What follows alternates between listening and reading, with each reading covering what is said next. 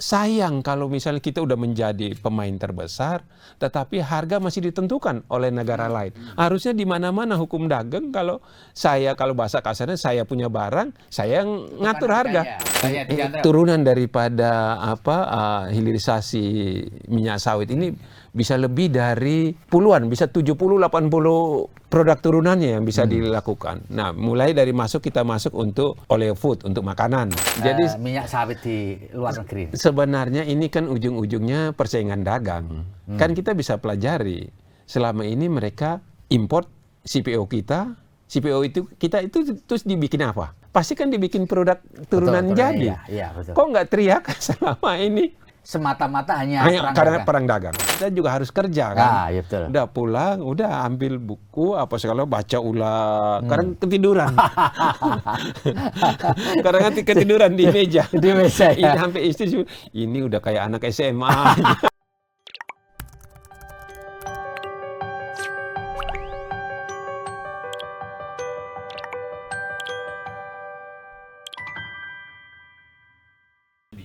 Assalamualaikum warahmatullahi wabarakatuh. Salam damai sejahtera buat kita semua. Om Swastiastu, Namo Buddhaya, kebajikan. Tribuners, bertemu lagi dengan saya Feby Mahendra Putra, Direktur Pemberitaan Tribun Network. Indonesia dikenal sebagai penghasil minyak sawit terbesar di dunia. Di urutan berikutnya adalah Malaysia. Dan Republik Indonesia ini unik. Kenapa? Karena pada tahun lalu kita pernah mengalami kelangkaan minyak goreng. Padahal kita adalah penghasil minyak sawit terbesar di dunia. Dan Tribuners, ada seorang praktisi dunia usaha, ya, namanya Pak Saleh Husin. Beliau adalah Managing Director dari PT Sinarmas, yang mempunyai disertasi yang cukup unik karena beliau membahas mengenai hilirisasi minyak sawit. Mengapa menarik? Karena kata hilirisasi itu menjadi tren ketika terjadi debat capres pada waktu yang lalu. Beliau berhasil mempertahankan disertasi di Universitas Indonesia dengan predikat summa cum laude pada tanggal 4 Februari 2024 yang lalu. Saya akan sapa narasumber saya. Assalamualaikum Pak Saleh. Waalaikumsalam Mas Feby, ya, alhamdulillah. Iya. Jadi kita mau ngobrol soal sawit sesuai dengan apa yang Bapak tulis di dalam disertasi. Boleh cerita dong Pak, mengapa Bapak pilih tema hilirisasi ini dan berapa lama Bapak melakukan riset, kajian di lapangan termasuk kajian pustaka? Silakan Mas. Ya, berangkat pertama adalah ya kenapa sebelum sampai ke nulis disertasi, kenapa masih mau kuliah? Iya betul. Iya betul, Pak. Kenapa masih mau kuliah? Nah, berangkat daripada itu, waktu itu kita ngalamin masa pandemi di mana kita banyak waktu luang. Akhirnya ketika bertemu dengan sahabat saya, Pak Hasto, Sekjen PDI Perjuangan, akhirnya lagi olahraga, saya bilang, Mas, daripada kita banyak waktu luang, yuk kuliah yuk. Jadi itu Pak ya, awalnya ya. Akhirnya kuliah. Nah, terus udah begitu kuliah, artinya kebetulan kami ngambil kelas riset. Nah, saya pikir yang selama ini pernah saya jalani ketika waktu itu saya masih di pemerintahan sebagai Menteri Perindustrian, kan pernah melaksanakan bagaimana agar kita tidak hanya sekadar untuk mengekspor minyak mentah CPO, tetapi kita ekspor dalam bentuk yang sudah dihilirisasi, yang sudah downstream menjadi sedemikian kalau bisa dalam bentuk barang jadi. Ya paling enggak belum sampai ke barang jadi, ya paling enggak udah ada turunan-turunannya. Nah, dari situ waktu pas saat menjabat itu udah berpikir, bagaimana selama ini kita ekspor mentah, ekspor CPO aja tuh, sampai CPO sampai ke terutama misalnya ke Eropa, sampai di Eropa sana ada negara-negara tertentu yang justru memanfaatkannya, yaitu dengan mengekspor kembali lagi ke negara-negara yang lain. Ya. Jadi dia ngambil marginnya. Marginnya itu satu. Nah, di samping itu juga kan udah pasti kita juga pelajari bahwa CPO kita yang diekspor ke sana dibuat apa? Kan nggak mungkin Ya, ya, ya. Untuk terima begitu aja pasti melakukan sesuatu. Ya dia lakukan hilirisasi. Dia untuk mendapatkan nilai tambah menjadi produk barang-barang jadi macam-macam. Nah, dari riset yang kami teliti itu kami juga melihat bahwa justru ini ada sekitar 62 negara yang menikmati dari perdagangan minyak sawit kita. Ya baik itu yang mungkin dalam bentuk masih CPO atau yang udah menjadi barang setengah jadi atau refinery atau turunan yang udah menjadi barang-barang jadi. Itu kan ada berarti mereka justru yang mendapatkan nilai tambah. Gitu ya. Nah sementara kita hanya sekedar jual bahan mentahnya. Kan sayang padahal kita udah bisa melakukan itu.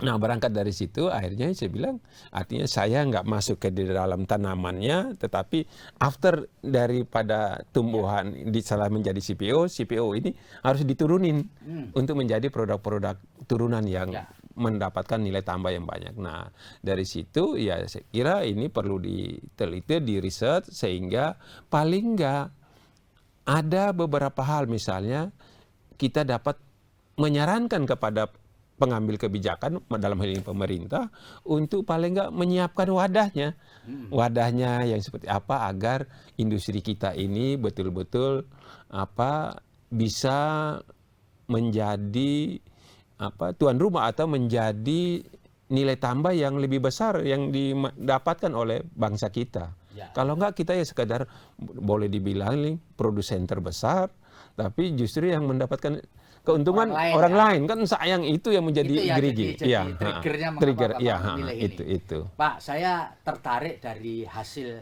yang Bapak tulis itu bahwa harga minyak sawit itu dalam perdagangan internasional itu ditentukan oleh bursa di Malaysia sama di Rotterdam di Eropa di Belanda.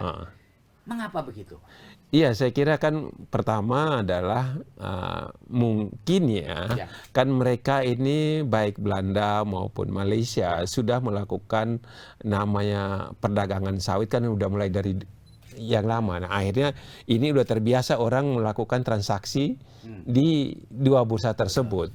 Nah, kami lihat bahwa akhirnya kan Indonesia berkembang industri sawitnya menjadi lebih besar dari Malaysia, size-nya lebih besar. Nah, saya kira kan sayang kalau misalnya kita udah menjadi pemain terbesar, tetapi harga masih ditentukan oleh negara lain. Harusnya di mana-mana hukum dagang kalau bahasa kasarnya saya punya barang, saya yang ngatur harga, saya yang nentuin. Kapan saya mau jual, kapan harga sekian kan harusnya saya nentuin. Tapi ini ditentukan oleh orang lain kan aneh.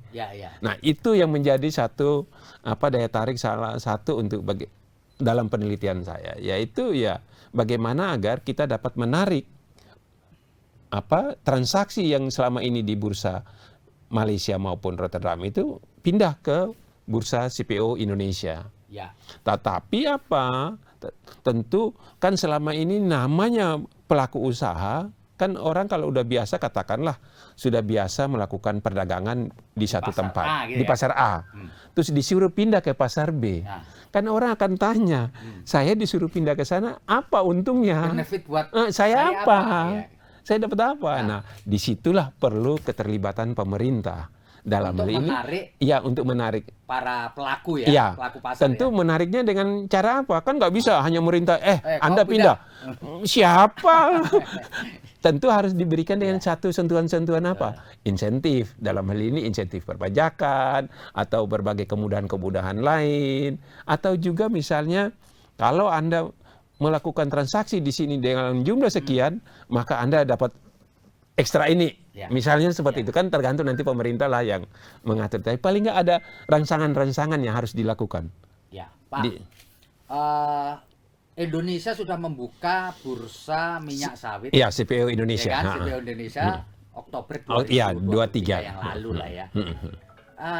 Apa itu nggak very late gitu Pak, terlambat gitu Pak menurut Bapak? Nah sebenarnya bursa CPO Indonesia ini sebenarnya udah lama ada. Oh ada? Udah ada, tapi ya hidup segan, mati pun tak mau. Gitu ya. Nah, sebenarnya udah lama. Nah, ini baru diaktifkan kembali lagi oleh Menteri Perdagangan Pak Jul pada tanggal 23 Oktober kemarin. Nah, tentu saya juga mengharapkan kalau bisa tidak sekadar hanya untuk di launching ulang kembali gitu, tapi harus diikuti dengan berbagai macam insentif-insentif sehingga orang mau memindahkan. Kalau enggak kan ya ketika di launching orang kan nggak pindah transaksi, tetap ada pasarnya, tapi nggak ada yang dagang ada di situ. Ya kan, tidak ada proses jual betul, beli. Betul. Nah, kalau orang misalnya katakan pelaku-pelaku yang ada di Indonesia ini, dia mau memindahkan kan pasti ya apa keuntungan, atau yang dari luar juga. Anda kalau beli di bursa di Indonesia, ya ini keuntungannya, Anda dapat ini. Itu. Pak, kita tidak bisa mengatur harga secara lebih baik di perdagangan internasional.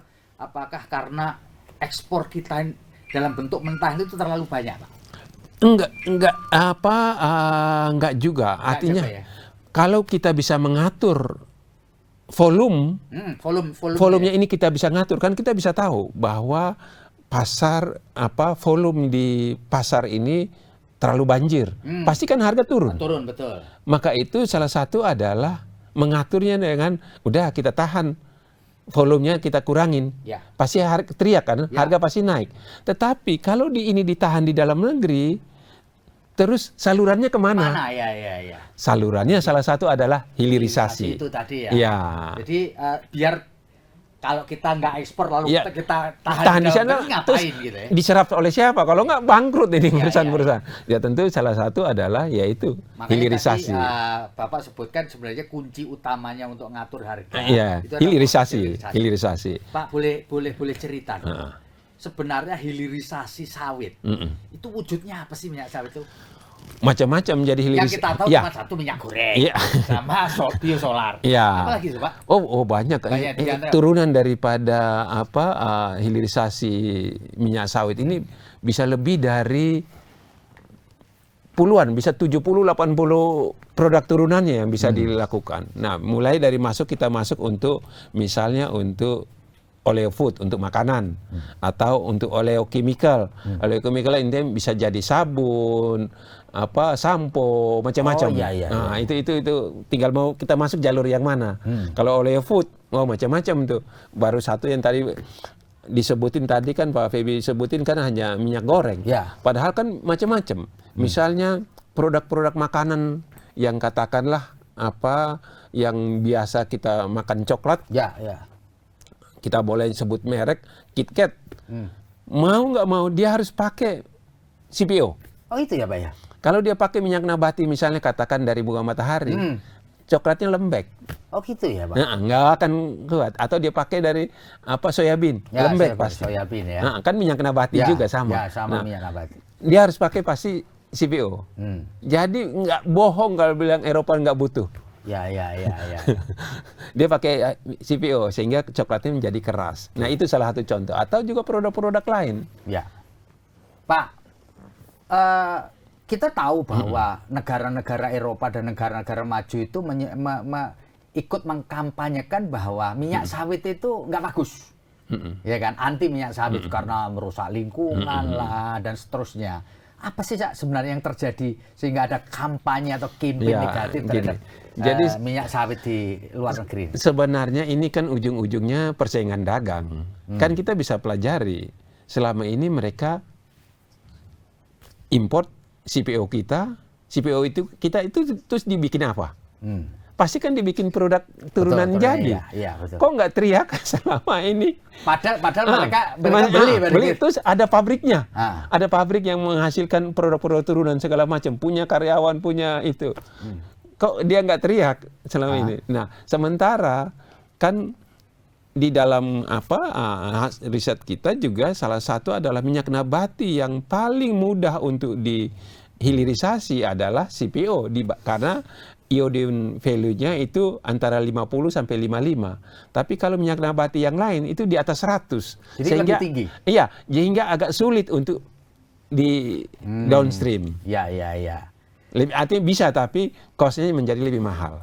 Jadi menurut Pak Saleh, campaign negatif terhadap CPO ini semata-mata hanya karena perang dagang. Ya, karena apa? Bagaimanapun kita tahu bahwa Eropa juga penghasil minyak nabati.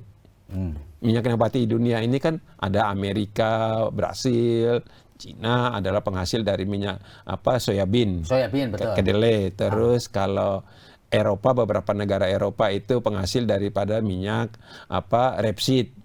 Nah, terus Ukraina sama Rusia itu penghasil utama daripada bunga matahari. Ya. Itu kan sama-sama minyak nabati, tapi kan mereka jangka waktu memproduksinya kan mereka negara 4 musim, hanya bisa 6 bulan bekerja. Sementara kita di Indonesia, di Malaysia bisa kerja 12 bulan. Udah pasti cost-nya kan lebih murah.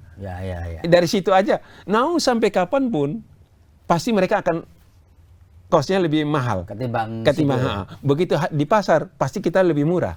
Karena kan kita 12 bulan. Belum lagi tenaga kerja. Kan dia lebih mahal. Nah, apalagi kalau kita tarik ke belakang lagi di dalam tanaman untuk menghasilkan 1 ton minyak nabati dari katakanlah dari soybean atau dari bunga matahari itu membutuhkan lahan bisa 4 sampai 5 kali lebih luas daripada. Jadi hasilnya sama tapi dia memerlukan lahan yang luas. Yang teriak-teriak yang pakai lahan paling besar justru dia. Untuk soybean dari total areal penggunaan lahan untuk minyak tanaman penghasil minyak nabati itu 44% itu dikuasai oleh untuk soybean. Nah, terus kalau rapeseed kira-kira sekitar 9%. Terus bunga matahari sekitar 8%. Tapi market share-nya kita kira-kira hanya 6% dari total luas lahan. Tapi market share-nya kita walaupun hanya 6%. 33. Oh, 33%. Saya market share 33%. Ya itu ya. Pak, begini.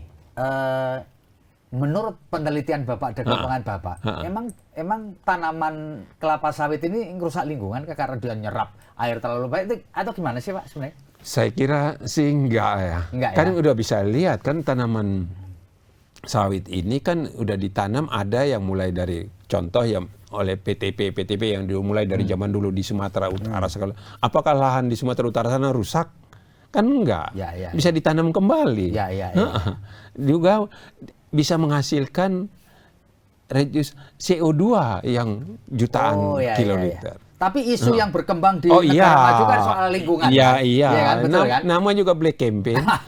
Nama juga kan bagaimana harga jatuh. Pak, apakah hilirisasi artinya menjadikan produk hulu ini menjadi produk jadi ini punya dampak juga Pak terhadap environment atau lingkungan itu? Ya, namanya hilirisasi apapun pasti ada, kecil besarnya kan ada. Tapi saya kira di industri sawit ini hampir nggak ada waste-nya, semuanya kepake. Mulai tanaman, mulai dari daunnya sampai ke batang sampai ke semuanya kepake. Digunakan semua sampai ke setelah nanti menjadi CPO sampai ke bungkilnya atau itu pun dipakai untuk macam-macam untuk bisa untuk pembangkit dan itu sekarang ini mahal betul dibutuhkan oleh Jepang. Itu ya. Nah, Pak, sekarang isu juga terkait dengan BBM atau bahan bakar minyak. Orang mengenal sekarang adalah biodiesel, di dalamnya ada unsur CPO atau minyak sawit. Betul. Lalu kemudian ini juga kata Bapak ini di disertasi akan mengurangi subsidi kita terkait dengan impor solar ya. Gimana penjelasannya Pak? Iya gini, jadi selama ini dengan kita melakukan membuat biodiesel yang saat ini udah B35 ya. Kita sampai ke mulai itu dari waktu itu 2015. Nah, sampai sekarang ini B35, kita bisa menghemat devisa itu kira-kira sekitar 161 triliun. 161 triliun per tahun. Per tahun. Ya, oke. Jadi dari peningkatan biodiesel.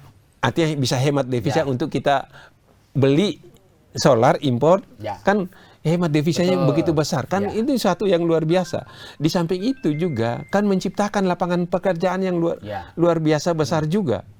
Ya. Nah, di samping itu juga ya dengan tanaman dengan menggunakan biodiesel, akhirnya kita menggunakan energi yang terbarukan, tidak lagi menggunakan yang fosil. Ya. Nah, itu. Nah, tapi kita tahu bahwa kan dengan mengurangi 35%, berarti kan ada mengurangi 35% yang yang sudah terbiasa faktor nyaman. Ya, betul. Ya. Ini kan terganggu. Ya. Ya pasti ya namanya Pasti bereaksi ya. Iya. Ya. Ini satu. Betul. Satu Tapi ini konsekuensi. penelitian. Ini penelitian ya. Kita nggak menyebut siapa. Ya, ini penelitian. Penelitian. Ya, disitulah letak kita bisa menghemat devisa yang sangat banyak. Pak Saleh, kalau selain di biodiesel kita juga, saya heran juga kenapa ekspor kita ke luar negeri ketimbang pemenuhan dalam negeri kan lebih banyak ke ekspor kita keluar. Ada 60 sekian persen yang diekspor, lalu 30 sekian. Sekitar 62% kali itu yang dia ekspor. Lalu kemudian sebagian kecil 30 sekian kebutuhan dalam negeri. Baik, Pak. Ya gini, kan ini untuk kebutuhan di dalam negeri itu kira-kira untuk industri di dalam negeri, dalam hal ini misalnya untuk minyak goreng kira-kira sekitar 5 sampai 8 juta ton. Nah, di samping itu juga untuk industri di dalam negeri, jadi plus sama untuk biodiesel kira-kira ya sekitar 18 sampai 20 juta ton untuk yang dipakai di dalam negeri. Nah, memang kemarin pasti sempat juga orang bertanya, kenapa kok kita yang produsen yang besar itu, kenapa sampai minyak goreng bisa langka pada saat itu ya. Salah satu adalah kita tahu bahwa dengan pecah perangnya Ukraina Rusia ya akhirnya sebagai penghasil minyak nabati dalam hal ini bunga matahari, suplainya kan terganggu. Terhenti, nggak bisa melakukan ekspor Ukraina maupun Malaysia. Akhirnya pasar berteriak. Nah, pasar berteriak, yang paling ready, yang paling siap barangnya minyak nabati itu adalah CPO dan harganya yang paling murah. Wah, akhirnya orang berebut untuk ekspor ke sana. Ya, akhirnya di dalam negeri agak sedikit terganggu. Nah, menurut Pak Saleh kan di dalam peraturan kita juga ada komoditas yang dibatasi Betul, ya. Domestic market obligation. Itu akhirnya ditekat.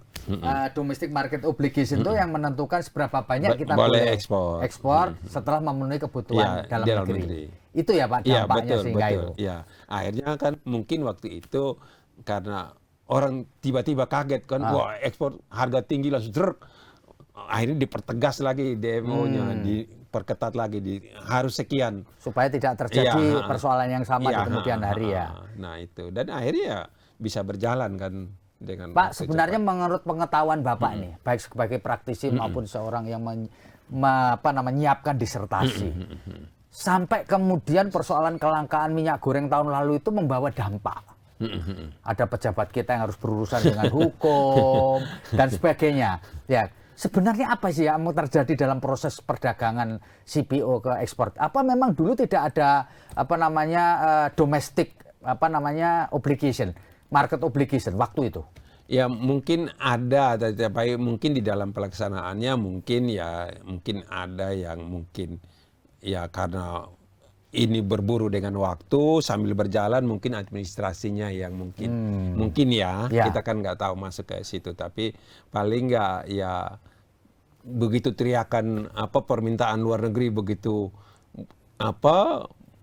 besar dan harganya yang begitu menarik ya akhirnya ya mungkin ada yang lalai di dalam pelaksanaannya. Pak, perang Ukraina Rusia sampai sekarang ini belum kelar. Tentu ekspor biji bunga matahari itu, ya kan minyak biji bunga matahari tentu masih belum pulih, ya kan. Nah, tentu orang masih melihat CPO sebagai satu jalan keluar lah kira-kira. Menurut Bapak, apakah cukup regulasi kita untuk melindungi kepentingan dalam negeri lewat itu domestik market obligation itu yang 1:4, 1:2, cukup nggak Pak untuk membuat bahwa orang terpacu untuk melakukan investasi di hilirisasi minyak sawit dan untuk mencegah kembali terjadinya kelangkaan, Pak? Iya, salah satu adalah selain untuk bisa kita mengontrol market dan mengontrol harga, salah satu adalah kita melakukan hilirisasi, artinya menarik investasi untuk orang melakukannya di Indonesia. Nah, artinya kalau sudah melakukan itu, maka tentu kebutuhan akan CPO di dalam negeri akan meningkat. Nah, sehingga pasti yang tadinya kita tidak lagi bergantung kepada pasar ekspor minyak mentah CPO ke luar negeri, kita nggak tergantung karena kita udah punya pasar di dalam negeri yang cukup besar yang menampung. Nah, kalau ini udah bisa itu, kita juga bisa mulai melihat ya dengan membatasi misalnya pasar dengan misalnya kita lihat kalau pasarnya memang lagi teriak, ya kita tahan sedikit, kurangin pasarnya sehingga kan harganya naik, baru kita lepasin lagi. Nah, akhirnya kita kontrol betul-betul. Nah, di samping itu juga dengan kalau kita udah bisa mengontrol baik harga maupun pasar, maka dengan demikian pasti akan berdampak kepada petani kita. Karena apa? Kebutuhan akan buah TBS ini pasti akan tinggi kan, petani ini. Bentar Pak, TBS itu singkatan dari tandan buah segar. Oh, tandan buah segar. Nah, pasti itu kan dari petani. Pasti kebutuhannya akan itu. Nah, di samping itu dengan sendirinya karena kebutuhan akan CPO-nya meningkat, maka dengan demikian pasti petani mau nggak mau pun dia akan melakukan untuk bagaimana dapat meningkatkan produktivitas daripada tanamannya dia. Ya mungkin dengan melakukan replanting segala macam. Ya mungkin yang tahun ini replantingnya mungkin hanya dia punya 10 hektar, ya tahun ini 2 hektar. Begitu seterusnya, sehingga nanti suatu saat yang tadinya dia punya produktivitasnya misalnya hanya 2 ton, 3 ton, bisa berubah dengan bibit yang bagus, dengan cara pemupukan yang bagus, sehingga bisa meningkatkan produktivitasnya menjadi 5 sampai 7 ton per hektar per tahun. Pak, dengan demikian, maka pasti dia kan kesejahteraannya meningkat. Kesejahteraan meningkat pasti akan berdampak kepada PDB kita. Pak, sebenarnya menurut Bapak, idealnya Pak, ya berapa persen dari produk minyak sawit kita yang diekspor dan untuk kepentingan dalam negeri termasuk untuk kepentingan hilirisasi tadi? Perbandingannya kalau selama ini kan 63, 30 ya kalau bisa ya lebih besar di dalam negeri, tapi kan kebalik gitu ya. Kebalik artinya berarti kita udah bisa, berarti dengan demikian dengan sendirinya pasti hilirisasi kita udah berjalan. Artinya pabrik-pabrik yang dikembangkan di Indonesia, investasi di Indonesia pasti udah banyak, sehingga market dalam negeri untuk CPO dalam negerinya makin besar. Kalau belum ada pabrikan kan nggak mungkin, siapa yang mau nampung? Kuncinya kan itu. Nah, salah satu yang nampung ini yang cukup besar adalah itu biodiesel. B35 kan suatu saat nanti sampai, siapa tahu nanti sampai B100. Loh iya. Karena udah ada juga di salah satu di negara Eropa, di Italia, salah satu pembangkit listrik di sana itu udah menggunakan B100. Jadi 100% CPO. CPO. Bisa ya? Iya, di Italia. Udah ada. Jadi waktu itu Menteri SDM Pak Yonan pernah mengunjungi, melihatnya sendiri. Jadi bukan mustahil ketika nanti bahan bakar itu mendekati 100% dari CPO. Iya, itu udah contoh satu. Iya. Pak. Dan ini saya tambahin lagi, salah satu adalah kalau nggak salah beberapa waktu yang lalu Garuda Indonesia kan pernah melakukan penerbangan dari Jakarta ke Solo dengan menggunakan bioaftur. Bioaftur artinya ada campuran. Ada campuran CPO. Iya. Ada teman-teman Gapki pengurus GAPI misalnya ikut bareng dengan beberapa pejabat penting lainnya. Pak, kalau menurut hitung-hitungan Pak Saleh nih, ketika kita mengurangi ekspor CPO, artinya barang mentah ini, 10-15% kita bisa dapat gain atau artinya di dalam penelitian saya kalau kita dapat melakukan menaikkan produk hilirnya kira-kira sekitar 15%, berarti dengan sendirinya akan turun itu hulunya 5%. Kira-kira kita bisa menghasilkan tambahan devisa sekitar kurang lebih sekitar 7 miliar US dollar. 7 miliar US dollar ya. Ya kan? Ya. Kalau itu terjadi Betul. Pak, kalau saat ini kayak misalnya saat ini aja kita ekspor baru barang mentah CPO itu nilai ekspornya kan kira-kira sudah sekitar 27 miliar US dollar. 27 miliar US dollar. Berarti kan sekitar 420 triliun. 420 triliun. Sekarang bisa, ini posisi berarti ada sekitar berapa tuh? 4-5% dari PDB kita. Kan suatu yang mau apa lagi? Dan ini 100% nggak ada importnya. Ya. Jadi tenaga kerja yang terlibat itu baik langsung maupun tidak langsung itu kira-kira plus minus kira-kira sekitar antara 17 sampai 20 juta tenaga kerja yang 17 terlibat. Sampai 20 kan suatu yang luar biasa untuk nyerap pengangguran ya. Betul. Jadi ini berarti sebenarnya minyak sawit ini satu produk strategis dong ya? Betul, sangat. Ya. Dan saat ini salah satu pada saat kemarin pandemi yang ikut menyelamatkan ekonomi kita ini sama nikel. Ya. Itu kalau enggak mau dari mana waktu itu pas ekonomi dunia juga lagi anjlok. Betul ya. Yang mengangkat akhirnya kita bisa kembali rebound plus ya itu CPO dan ekspor komoditi yang lainnya termasuk nikel, batu bara. Ya. Pak, kalau menurut pengetahuan dan pengalaman Bapak, tadi kan prosesnya bagaimana kita bisa menarik sebanyak mungkin investasi di hilirisasi. Betul. Kendalanya apa? Satu adalah kan kembali lagi orang kan saat ini mereka sudah mempunyai pabrik di negara-negaranya mereka masing-masing. Ya. Pasti dia mau memindahkan pabriknya. Tanya benefit buat gua apa gitu. Lagi-lagi sama. Ya. Saya udah biasa dagangan sayur di pasar Palmera, disuruh pindah ke pasar Blok M. Saya dapat apa? Untung apa? Ya. Kasih apa? Misalnya wali kota yang bilang, Pak Wali Kota mau ngasih apa sama saya? Nah, begitupun juga itu. Mereka mau para investor itu ya. Iya. Apa daya tariknya? Daya tariknya ya tentu satu berbagai kemudahan perizinan atau juga mungkin kaitan dengan lahan atau juga kaitan dengan insentif perpajakan atau kemudahan-kemudahan lainnya yang harus mereka terima dalam proses pengurusan itu ya. Nah, di samping itu juga ya kemudahan lainnya ya ini biaya energi. Biaya energi dalam hal ini listrik, gas kan harus bersaing dengan yang mereka terima di sana. Kalau enggak kan akhirnya produknya jadi mahal. Ya. Nah itu.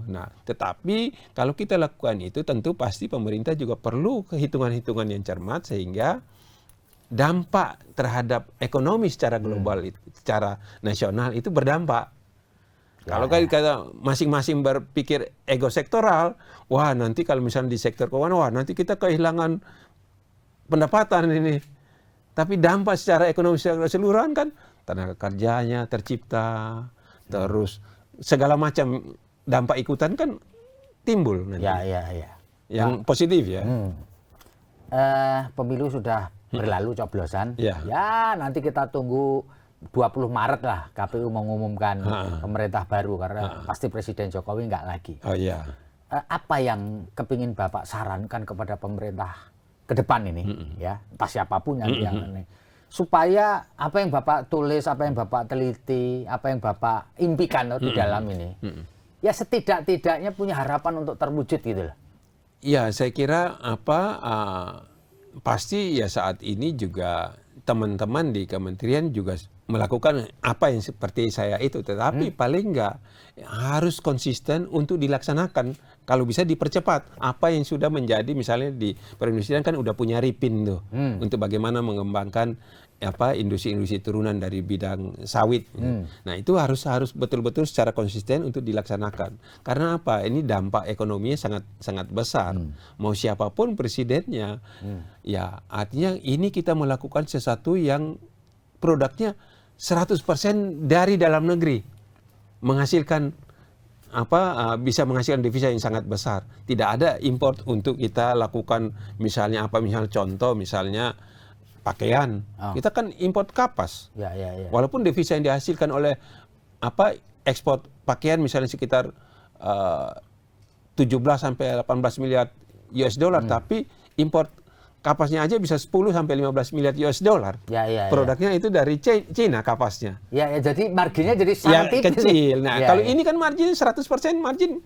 Karena di dalam negeri semua, nggak ada importnya. Pak, ada perlu yang diregulasi nggak? Regulasi yang perlu diperbarui atau diadakan untuk mencapai itu? Iya, saya kira regulasinya perlu diperbarui, yang udah ada perlu diperbarui, terutama regulasi-regulasi yang kaitan yang memang kita anggap masih terlalu panjang atau jelimet lah bahasa kasarnya. Jelimet ya. Nah, mungkin kita tidak perlu malu untuk mencontohi misalnya negara tetangga kita, pesaing utama kita, Malaysia, sebagai produk penghasil nomor 2 ya. Nomor 2 terbesar. Kita Simpel, contohin, simpel, aturannya simpel, tidak bertingkat. Kita contohin kan nggak apa-apa. Jadi menurut penelitian Bapak, regulasi kita jelimet ya? Masih jelimet. Perlu bikin pusing kepala kira-kira. Perlu diperbaharui sesuai dengan kondisi saat ini, dan juga kan kita harus bersaing dengan negara lain. Jangan sampai kita lihat, kok dia bisa dengan mudah kita bersaing. Pak, ngomong-ngomong Bapak nyiapin disertasi ini berapa lama? Iya, artinya kan mulai COVID dulu ya? Iya, COVID itu kira-kira 2021. 2021. Tapi memang sebelum kuliah, memang saya udah dari dulu waktu ketika masih menjabat sebagai Menteri Perindustrian punya niat itu yang bagaimana sehingga produk yang menjadi kebanggaan kita ini tidak dijual mentah orang lain yang mendapat nilai tambah kok bukan di dalam negeri. Itu yang menjadi salah satu. Jadi kira-kira 2,5 tahun kah, Pak? Ya, kira-kira 2,5 tahun. Sepanjang Bapak menyiapin ini, ngolah data, cari data, kesulitan apa yang Bapak alami? Ya, kebetulan mungkin karena pernah embel-embel sebagai Menteri Perindustrian, sehingga akses di dalam mendapatkan datanya saya agak mudah. Agak mudah. Artinya berkomunikasi dengan teman-teman lintas kementerian, baik dengan teman-teman perindustrian, perdagangan, atau teman-teman di Kemenko Ekonomi, atau teman-teman di asosiasi maupun di pelaku-pelaku usaha itu agak mudah, sehingga saya kemudahan mendapatkan akses data. Itu yang paling. Jadi itu. So far tidak ada kesulitan yang dialami dalam. Kesulitannya kesulitan artinya di dalam menyusun disertasinya, ketika namanya juga kita berkonsultasi dengan promotor maupun kopromotor. Tentu dengan mempunyai pemikiran yang berbeda, orang-orang yang punya pemikiran berbeda.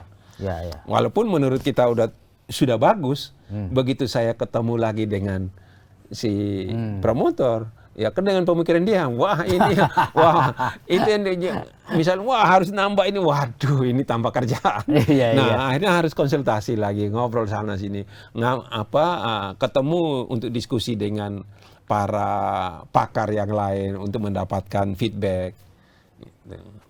Pak, posisi Pak Saleh Husin sebagai managing director di PT Sinarmas bantu nggak juga? Artinya di dalam ketika saya melakukan riset lapangan. Riset lapangan. Nah, saya mengambil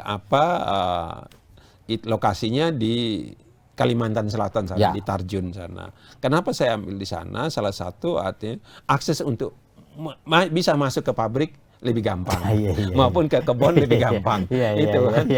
Kan kita mau masuk pabrik ordal kan.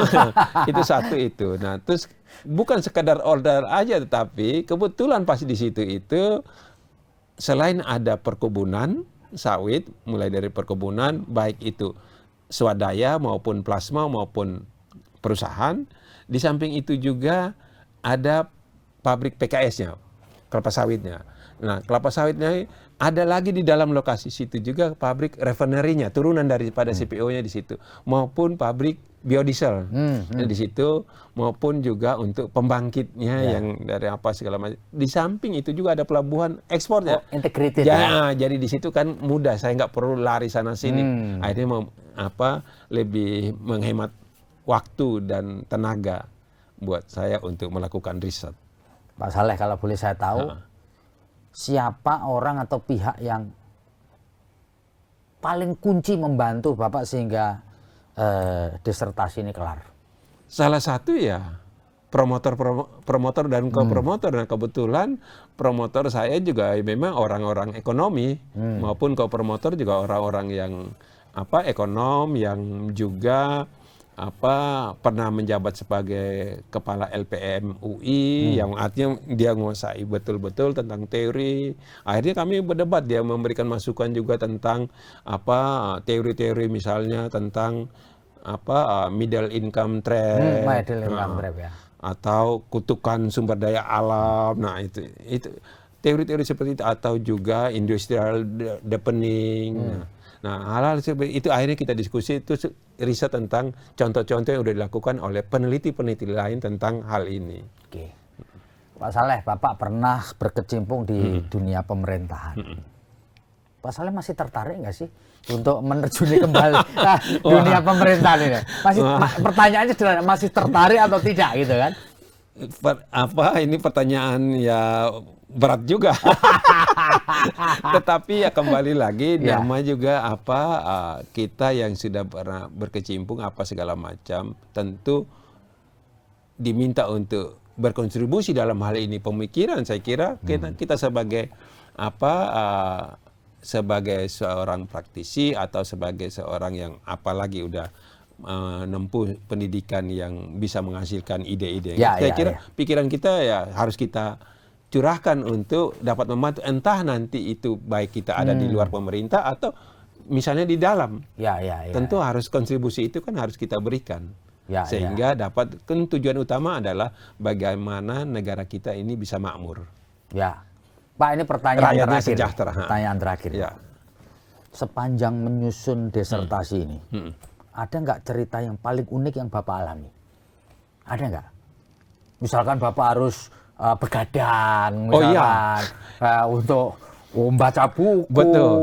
Harus. Jadi kan tiap sebulan apa 2 bulan gitu kan selalu ada ujian. Gitu ya, iya betul. Kalau udah ada ujian, itu saya bilang ke istri, jangan ganggu, saya mau baca.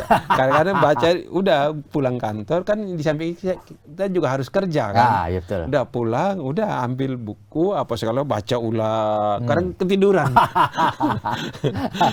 Kadang nanti ketiduran di meja. Di meja ya. Sampai istri, ini udah kayak anak SMA. Balik lagi jadi anak sekolah. Nah itu. Ketiduran di meja gitu.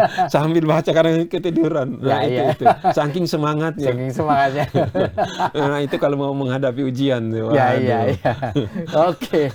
Tribuners, demikian cukup menarik ya. Menarik sekali. Di usia yang tidak muda lagi, Pak Saleh Husin, beliau adalah praktisi di dunia usaha, tapi masih meluangkan waktu untuk menyusun desertasi. Dan menurut saya, desertasi ini bukan kaleng-kaleng karena menyangkut sebuah komoditas khas Indonesia yang strategis. Tadi sudah dikatakan Pak Saleh bahwa kalau kita mampu mengendalikan harga, maka PDB kita naik, devisa kita naik. Semoga apa yang kita obrolin dengan Pak Saleh ini bisa berguna terutama buat pemerintah ke depan dan orang-orang yang berkecimpung dalam dunia minyak sawit. Mungkin saya bisa tambahin ke Silakan. Pendengar. Ya, artinya walaupun kita sudah dalam usia yang tidak mudah, untuk belajar dan sekolah tidak ada batas usianya. Maka itu tidak ada kata terlambat. Jadi kalau misalnya bagi Bapak Ibu yang punya ada kesempatan, saya kira silakan melakukannya untuk kuliah atau sehingga dapat memacu generasi muda kita untuk Ya. melakukannya juga. Iya, itu motivasi dari Pak Saleh Hussein. Jadi yang muda-muda jangan mau kalah, ya kan, sama beliau. Terima Termasuk kasih. yang tua juga. Terima kasih Pak Saleh Hussein atas ngobrol kita. Saya Feby Mahendra Putra pamit undur diri. Assalamualaikum warahmatullahi wabarakatuh. Shalom, salam damai sejahtera buat kita semua. Om Santi Santi Om, Namo Buddhaya. Salam kebajikan dan jangan lupa tetap bahagia. Download Tribun X sekarang. Menghadirkan lokal menjadi Indonesia.